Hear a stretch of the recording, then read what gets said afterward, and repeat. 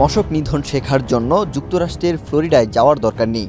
দেশেই সন্ধ্যার পর কোনো ডোবার পাশে অবস্থান করলে মশক নিধনের উদ্ভাবনী পদ্ধতি বের করা সম্ভব, এমন কড়া মন্তব্য করে চট্টগ্রাম সিটি কর্পোরেশনের প্রশাসকের আমেরিকা সফর বন্ধ করেছিলেন প্রধানমন্ত্রী তারেক রহমান।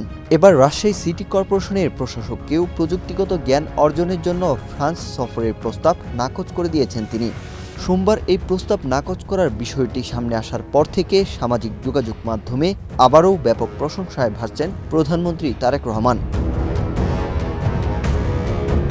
স্ট্রিট লাইটিং বা সড়ক বাতির নতুন বিদ্যুৎ সাশ্রয়ী প্রযুক্তি সম্পর্কে জ্ঞান অর্জনের জন্য ফ্রান্স সফরের একটি প্রস্তাব পাঠিয়েছিলেন রাজশাহী সিটি কর্পোরেশনের প্রশাসক মোহাম্মদ মাহফুজুর রহমান। করোনা বা যে কোনো ভাইরাসের এগেইনস্টে ফাইট মানি ব্যাকট্রলের লেফট রাইট। সিগনিফাই বাংলাদেশের আমন্ত্রণে ফ্রান্সে অবস্থিত আউটডোর লাইটিং অ্যাপ্লিকেশন সেন্টার পরিদর্শনের জন্য প্রশাসকের পাশাপাশি নির্বাহী প্রকৌশলী এবিএম আসাদুজ্জামান সুইটের যাওয়ার কথা ছিল। তবে প্রস্তাবের ফাইলটি প্রধানমন্ত্রীর কার্যালয়ে পৌঁছালে তিনি তা নাকচ করে দিয়ে বলেন, প্রযুক্তিগত জ্ঞান অর্জনের সঙ্গে সংশ্লিষ্ট নন এমন কর্মকর্তার বিদেশ সফরের কোনো গুরুত্ব নেই। এ ধরনের সফর প্রয়োজন হলে সংশ্লিষ্ট প্রকৌশলী যেতে পারেন, প্রশাসকের যাওয়ার কোনো প্রয়োজন নেই। প্রস্তাবের নোটে প্রধানমন্ত্রী তারেক রহমান লিখেছেন, এ বিষয়ে কোনো প্রকৌশলী জ্ঞান আহরণ করলে তা রাজশাহী সিটি কর্পোরেশনের কাজে লাগবে।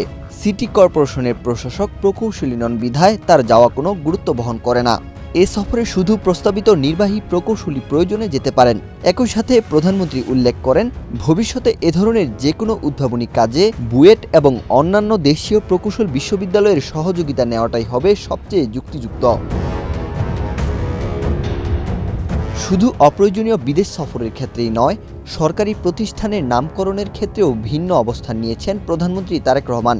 ঈদুল আজহার আগে প্রবাসী কল্যাণ মন্ত্রণালয় কেরানীগঞ্জ কারিগরি প্রশিক্ষণ কেন্দ্রের নাম পরিবর্তন করে সাবেক প্রধানমন্ত্রী বেগম খালেদা জিয়ার নামে করার একটি লিখিত প্রস্তাব পাঠিয়েছিলেন। প্রধানমন্ত্রীর কার্যালয় সূত্রে জানা যায়, নিজের মায়ের নামের প্রতিষ্ঠানের নামের সেই প্রস্তাবও অনুমোদন করেননি প্রধানমন্ত্রী তারেক রহমান। উল্টো তিনি স্পষ্ট নির্দেশনা দিয়েছেন যে বিদ্যমান কোনো প্রতিষ্ঠানের নাম পরিবর্তনের বদলে নতুন কোনো প্রতিষ্ঠান গড়ে তুলে সেখানে নামকরণ করার সংস্কৃতি তৈরি করতে হবে। গত সপ্তাহে মশক নিধনের উদ্ভাবনী কার্যক্রম দেখতে চট্টগ্রাম সিটি কর্পোরেশনের মেয়র ডাক্তার শাহাদাত হোসেন সহ 5 কর্মকর্তার যুক্তরাষ্ট্রের ফ্লোরিডা সফরের প্রস্তাবও একইভাবে নাকচ করেছিলেন প্রধানমন্ত্রী। সে সময় তিনি সরকারি টাকায় বা বিদেশি অর্থায়নে এমন সফরের যৌক্তিকতা নিয়ে প্রশ্ন তুলে ডোবার পাশে বসার সেই বহুল আলোচিত কড়া বার্তাটি দিয়েছিলেন। রাজনৈতিক ও প্রশাসনিক বিশ্লেষকদের মতে প্রধানমন্ত্রীর সাম্প্রতিক এসব সিদ্ধান্ত থেকে দুটি বিষয় খুব স্পষ্ট। প্রথমত, বিদেশ সফরের ক্ষেত্রে তিনি আমলাতান্ত্রিক বিলাসিতা বাদ দিয়ে পেশাগত যোগ্যতা ও প্রয়োজনীয়তাকে অগ্রাধিকার দিতে চান।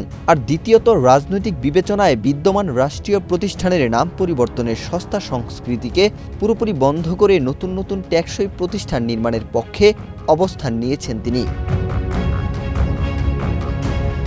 ওয়াহিদ হুসাইন জিহাদ, বাংলাদেশ প্রতিদিন।